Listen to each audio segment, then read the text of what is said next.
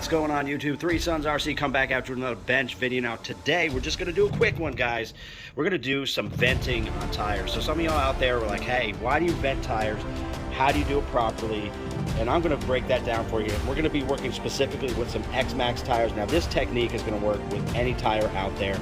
Now the tires are gonna come pre-vented from the factory. The problem is that vent hole is on the inside of the tire. If you look right there, you can see the factory hole that's put in there, and that hole is there to allow air out of the tires, and that's important for when you got impacts. It pushes the air out, and that's important to be there. But the problem is that water will get in there, dirt will get in there, and get stuck in there, and there's no way for it to get out when centrifugal force gets going. Plus, the air, when you're spinning and going fast, 50, 60 miles per hour, air has to get out of these tires because air actually has weight. And so it'll actually affect the ballooning of the tires, can affect them to get warped. And once that water and the dirt gets in there, it's trapped in there, ruins your foams, ruins your tires, rips your tires.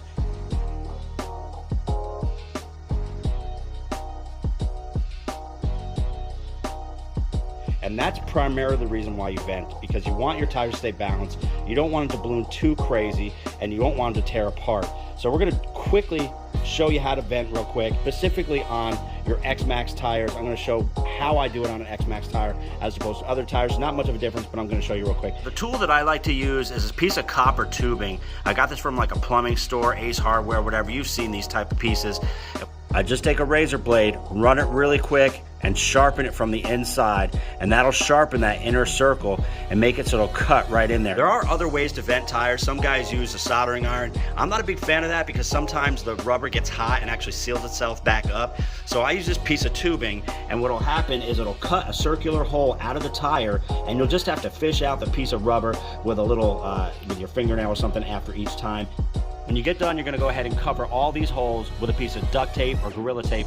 That way there's only one place for the air to get out, only one place for the water to get out is right there. And so when you get done bashing, maybe water's gotten in the outside of the tire somehow because you ran through a puddle, just run your tire really quick and the water will come flying out because of centrifugal force. The last thing you want is a bunch of water in your tires, a bunch of dirt in your tires, and you're running 60 miles per hour, and that water's gotta get out, and it's gonna bust those tires loose.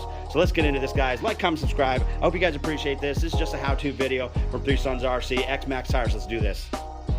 So speed is important with this, guys, so I really like to use these electric drills. It doesn't matter the brand, but you need the speed as opposed to a battery powered. These just go a lot faster, and that just makes this tubing cut right through the tire really quickly and not damage the foams. So what I'm gonna do, guys, is I'm not gonna aim for this crease right here. I just have a superstition that this crease is maybe a little bit more delicate, a little bit more of an area that you want to avoid. So I try to stay close to that, but I try not to hit it with my actual drill. See how quick that was? Perfectly round hole. Nice.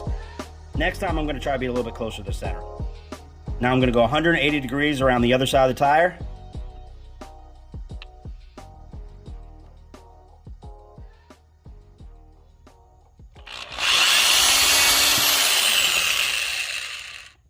Bam.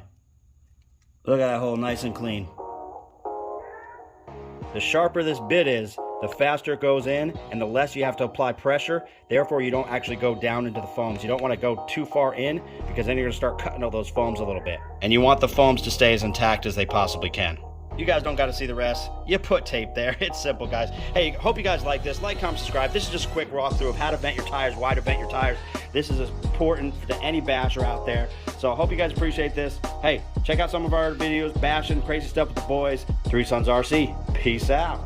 Props to Ovonic for sending out these 4S batteries out to me. These are new Rebel class batteries. And these batteries are rated at 100C, so they got a lot of pop to them. I'm going to be running the 6S battery in this Outcast hybrid. Ovonic batteries have always been super reliable for me.